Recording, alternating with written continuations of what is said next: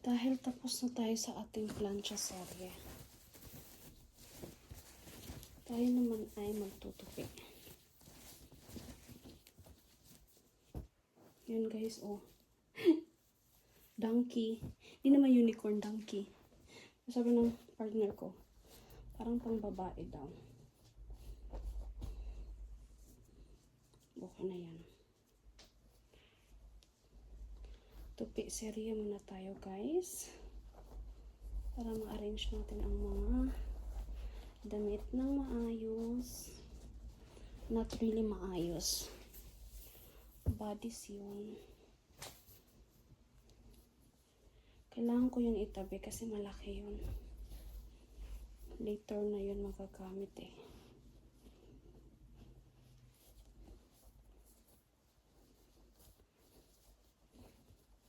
Tapos dapat tatandaan ko din na hindi siya masyadong maganda. Na yung iba ay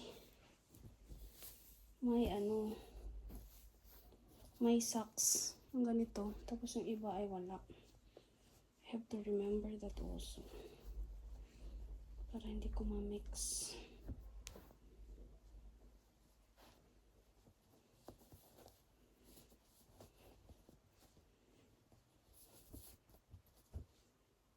Diyan muna kasi may partner yan eh. Ito naman ay bodies.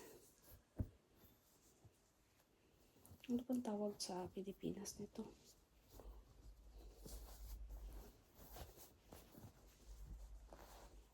Itatabi ko din yan kasi maliit siya.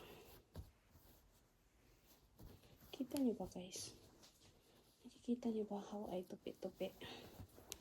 How I fold it? Ito is without arm or sleeve, short sleeve.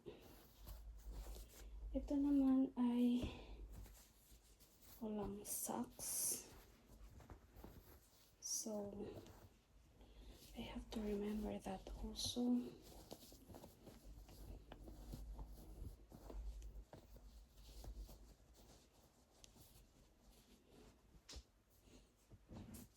Ito din. Wala. Pero pwede naman i-ganito mo.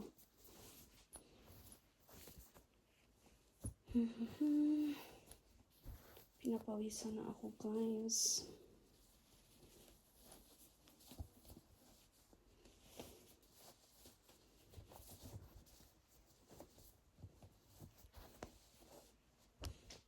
Sasama-sama ko siya.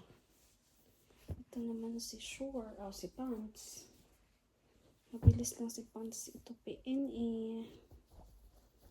Pasok mo lang siya dyan. And it's done.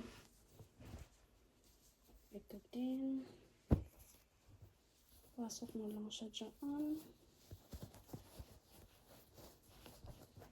And it's done. Another bodies na may long sleeve.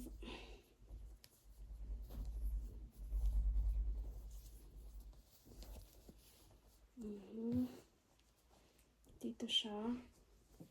Ito, bodies na hindi long sleeve.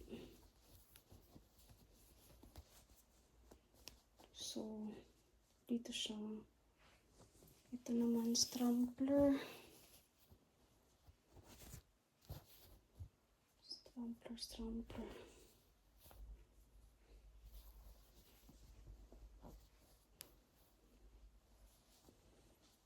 Mas mabilis talaga ang magtupi kaysa magplansya. I hope I made it right. Saan yung may dito yata yun. Ito naman ay walang socks.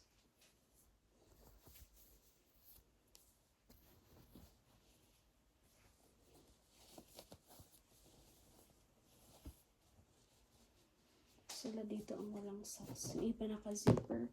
Dito sila ilalagay sa 60 to 68. Na-arrange ko na yung iba kanina. Let's see kung maayos ko pa ba.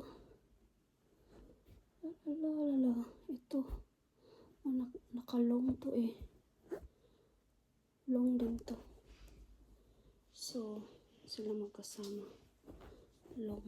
Ito, short. Short bodies. Ito magkasama. And then, ito yung pants. Ito naman sila ay magka-partner. Ito ay strampler na may. Ito yung mga, ito malaki to eh. Tingnan mo na yan.